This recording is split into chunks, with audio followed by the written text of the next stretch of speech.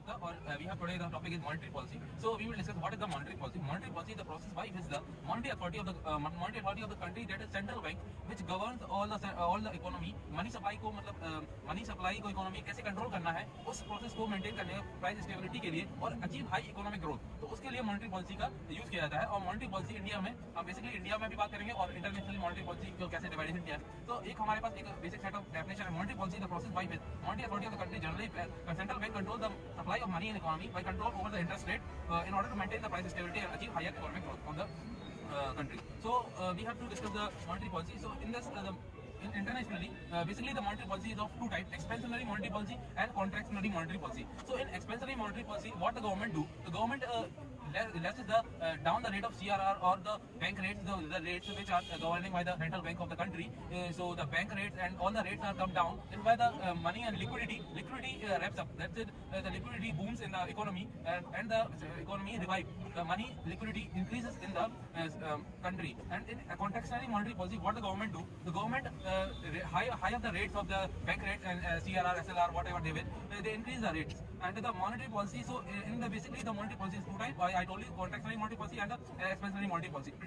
So basically we come at India. So we think what is why the monetary policy, and what is the act by which the monetary policy comes in India, and who is the monetary policy key maker. So basically in 1934 RBI Act के अंदर, मतलब जो RBI Act है हमारा, उसके अंदर monetary policy committee को बनाया गया था। लेकिन 2016 में अमेंडमेंट किया गया और फाइनेंस एक्ट जो 2016 का था, उससे मॉनेटरी पॉलिसी को हम लोगों ने क्या किया कि इसमें 6 मेंबर्स होंगे मॉनेटरी पॉलिसी कमेटी में, जिसमें 3 मेंबर्स हमारे आरबीआई की तरफ से होंगे और 3 मेंबर हमारे सेंट्रल गवर्नमेंट लाएगी। तो सेंट्रल गवर्नमेंट लाएगी, इसमें ये नया रिफॉर्म है जो 2016 से चालू हुआ है। इसका मेन काम है टैकल करना इन्फ्लेशन को। और जैसे कि आप जान सकते हैं कि इन्फ्लेशन का टारगेट जो अभी हमारा था 2020 में इन्फ्लेशन 6.2% थी, जबकि हमारा टारगेट था +4 -2 दैट इज या तो 2% तक हो जाए नीचे या +6% तक हो जाए मैक्सिमम। लेकिन हम अपने टारगेट से थोड़ा ऊपर ही रहे हैं, मतलब इन्फ्लेशन थोड़ा ज्यादा ही रहा है। तो और हम इसके बारे में अब India central monetary authority RBI है, और इसके बारे में हम इसके मेन ऑब्जेक्टिव के बारे में बात करते हैं कि what is the objective of the monetary policy committee. So monetary policy in India, the objective by RBI is the price stability, promoting efficiency, reducing rigidity and the promoting fixed investment and control expansion of the bank credit. मतलब इतना bank credit, मतलब इतना liquidity हो कि economy थोड़ा inflation, because inflation के बिना country growth नहीं कर पाएगी, तो थोड़ा एक्सपेंशन ऑफ इकोनॉमी के लिए इन्फ्लेशन थोड़ा हो, लेकिन बहुत ज्यादा सप्लाई एक ना हो पाए, या पैसा एक लिक्विडिटी बहुत ना बढ़ पाए। जैसे मॉनेटरी इन्फ्लेशन बहुत ज्यादा बढ़ जाएगा तो we can see the hunger index, we can see the food index, ऐसे ही मतलब ये सारी चीजें इन्फ्लेशन की वजह से बढ़ जाती है। तो मॉनेटरी पॉलिसी की, जैसे कि मैंने आपको बताया, आरबीआई 1934 के हिसाब से था, लेकिन अमेंड किया गया 2016 के फाइनेंस एक्ट के हिसाब से। तो आगे इसकी बात करते हैं। इसका मेन ऑब्जेक्टिव आपको पता है कि इन्फ्लेशन को कंट्रोल करना है with specific level of target. तो जो स्पेसिफिक लेवल ऑफ टारगेट, हम इसके बारे में बात करते हैं।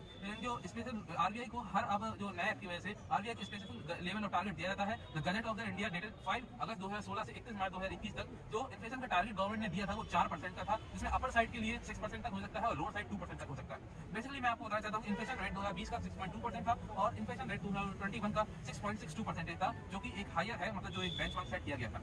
अब इंस्ट्रूमेंट क्या है मॉनेटरी पॉलिसी के, कि हम क्या इंस्ट्रूमेंट को यूज करके गवर्नमेंट जो सेंट्रल बैंक अथॉरिटी है हमारी इंडिया की, वो कैसे इनको कंट्रोल करेगी, कैसे करेगी। तो उसके लिए हमारे पास सबसे पहले आता है open market operation. As you know, government will send their bonds and their bonds and securities to the public also, and in the public by share markets, and to the banks in the form of securities. So there is next key point, the measurement is CRR, cash reserve ratio. The CRR is fixed by the government in by the previous CRR before 1990s, before Narasimhan Committee. CRR is 15%, but it is 15 to 3%. But from the Narasimhan Committee after 1990, recommended by Narasimhan Committee, and that come in 1920s. So it reduced CRR to 5% to 3%. Previously 1990s के पहले जो CRR था हमारा 15% से 3% तक था, और इसमें आरबीआई की अपने मतलब पूरी पावर है कि उसको क्या रखना है। लेकिन अब नरसिम्हन कमेटी की वजह से CRR को 5% से 3% के बीच में फिक्स कर दिया। मैंने CRR बोला, आपको पता होना चाहिए CRR क्या है। तो CRR एक तरह का एक कैश रिजर्व रेशियो है, कैश रिजर्व रेशियो,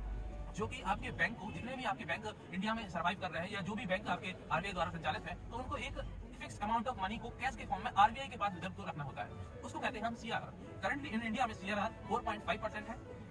इसके बाद हम बात करेंगे एसएलआर की। ये है स्टैट्यूटरी लिक्विडिटी रेशियो। ये हमारा बैंक के पास रहेगा, ये without cash of the form रहेगा। या तो आप बैंक इसको आप नॉन कैश में रहेगा, या तो गोल्ड ले ले या गवर्नमेंट सिक्योरिटीज ले ले, मतलब आप इसको कैश में ही रख सकते हैं। आपको 20% मतलब जो भी मतलब एक बेंचमार्क है, अभी करंटली अक्टूबर 2020 से एसएलआर 18% है। 18% का बैंक को जो पैसा उसके पास डिपोजिट हुआ है उसमें से 18% को उसको या तो गोल्ड में रखे या गवर्नमेंट की सिक्योरिटीज ले, उसको फॉर्म में रखना पड़ता है। और इसके बाद जो बचा हुआ पैसा है उसको बैंक लोन पे दे सकता है। और इसके बाद हम बात करते हैं हमारा फोर्थ स्टेप कैसे मल्टीपर्पल इंस्ट्रूमेंट है बैंक रेट। तो बैंक रेट 2020 अक्टूबर से हमारा 4.5 है करंटली बैंक रेट जो है हमारा। बैंक रेट में क्या होता है, बैंक 28 डेज के लिए आरबीआई से लोन लेते हैं, उसको हम बैंक रेट कहते हैं। तो अगर 28 डेज के लिए लोन लेना है तो आरबीआई उसको 4.25% पे लोन देगा। इसके बाद हम एक और इंस्ट्रूमेंट है उसके बारे में बात करना चाहेंगे, क्रेडिट सीलिंग। आपने सुना होगा प्राइवेट सेक्टर को लैंड करते हैं, एग्रीकल्चर सेक्टर है उसको कुछ परसेंट ऑफ लोन फिक्स रहता है, इतना परसेंट ऑफ लोन फिक्स है गवर्नमेंट द्वारा कि इतना बैंक एग्रीकल्चर को इतना देगा। या कोई प्राइवेट सेक्टर है, अभी जैसे आप सेमीकंडक्टर इंडस्ट्री देख लेंगे तो ये गवर्नमेंट की प्राइवेट सेक्टर में है, तो इनके लिए गवर्नमेंट एक लोन फिक्स कर देती है कि आप बैंक को इतना रुपए तो इन लोगों को मतलब इसी सेक्टर को देना पड़ेगा। जैसे एग्रीकल्चर एक बहुत अच्छा एग्जाम्पल हमारा, इसमें एक आरबीआई एक लिमिट सेट करे हुए है बैंक से कि आपको इतना एग्रीकल्चर को तो देना ही है, फिर आप उसके अलावा आप पर्सनल लोन वगैरह दे सकते हैं, लेकिन आपको इतना देना ही पड़ेगा। इसके बाद आपका 6th मार्क हो गया मोरल सुविजन। मतलब मोरल सुविजन में क्या कहेगा आरबीआई बैंकों से कि भाई अभी पैसे की कमी है या इन्फ्लेशन बढ़ रहा है, तो आप उन सेक्टर्स को प्रमोट करें जो इकोनॉमी में बूम लाएंगे। तो मोरल सुविजन कर सकता है, इसमें कोई आरबीआई का दबाव नहीं होता है, मतलब कोई प्रेशराइज नहीं होता है, एक मोरल आपसे सेंटीमेंट है कि मतलब बैंक भी समझे। हमारा 7th पॉइंट है repo rate and reverse repo rate. So you have to understand what is the repo rate. Repo rate एक आप हर बार न्यूज़ में सुनते होंगे repo rate reverse repo rate, bank ने आरबीआई ने रेपो रेट बढ़ा दिया। तो रेपो रेट क्या है, अगर आरबीआई बैंक को 2 दिन से लेकर 14 दिन के लिए लोन चाहिए है तो उसके लिए जो बैंक है वो यूज करेगा रेपो रेट का। और रेपो रेट में क्या होता है, जो गवर्नमेंट ने सिक्योरिटी बेची थी अपनी, जो एसएलआर 18% का था उसमें कुछ सिक्योरिटीज मिली होंगी या जो भी सिक्योरिटीज है उनको आरबीआई ले लेता है, उसके बदले में उस सिक्योरिटी के रूप में आपको 4.4% पे लोन दे देगा 2 दिन से 14 दिन के लिए। और रिवर्स रेपो रेट यही है इसका reverse repo rate always come होगी रेपो रेट से। तो रेपो रेट हमारा 4.40% है, जबकि रिवर्स रेपो रेट 3.35% है। ये मई 2022 के आंकड़े हैं। हम आपको एक और टर्म के बारे में बताना चाहते हैं, MSF marginal standing facility. RBI एक दिन के लिए अगर लोन लेना होगा तो वो भी आपको 2022 में 4.65% के हिसाब से आरबीआई एमएसएफ देता है। हम कुछ एक बेंचमार्क को देख लेते हैं, मेनली एक बार रिवाइज कर लेते हैं हमारे पास क्या क्या है इंस्ट्रूमेंट जिससे आरबीआई कंट्रोल करेगा मॉनेटरी पॉलिसी को। एमएसएफ है, एमएसएफ को हम 2021 में हम आंकड़े देखेंगे तो 4.25% 2021 में इंटरेस्ट ले रही थी, लेकिन अब आरबीआई ने उसको एमएसएफ को बढ़ाकर 4.65% कर दिया। इन्फ्लेशन हम बात करेंगे, 2021 में हमारी इन्फ्लेशन 6.62% था, जबकि अब वो हमारे 2022 में इन्फ्लेशन 6.77% था। अब बस इसी में आप देखिए इन्फ्लेशन बूम क्या है, आरबीआई कैसे सीआरआर एसएलआर कैसे बढ़ा रहा है। आप 21 से कंपेयर कर लेंगे 22 में, सीआरआर देखेंगे 2021 में 4.5% था, तो सीआरआर अभी भी सेम है 2022 में, क्योंकि ये रिजर्व है आरबीआई के साथ। और एसएलआर में आप देखेंगे 18% है, तो 18% 2022 में भी है। लेकिन अब आप रिवर्स रेपो रेट और रेपो रेट देखिए कितना बूम आता है। रिवर्स रेपो रेट जो होता है ये हमारे 2021 में 4% था, तो वही अभी रेपो रेट आपका 5.9% हो गया है। तो आप देख सकते हैं 1.9% बहुत बड़ा बूम है। रिवर्स रेपो रेट की बात करेंगे तो रिवर्स रेपो रेट जिस पर वो मनी जिस पर आरबीआई बैंकों से लोन लेगा उसको कहते हैं रिवर्स रेपो रेट। तो आरबीआई ने उस रेट को 3.35% रखा है। जीडीपी के बारे में बात करेंगे हम, तो जीडीपी का 2021 का आंकड़ा है 8.4% का। और स्टैंडिंग डिपॉजिट फैसिलिटी भी होता है एक, उसका ये हम आपको बताते हैं। इसमें क्या होता है कि 2022 में 5.65% है। आपने सारी जो टॉपिक्स है इनके बारे में देख लिया है। If you wanted to like the subscribe our channel, तो डू सब्सक्राइब एंड थैंक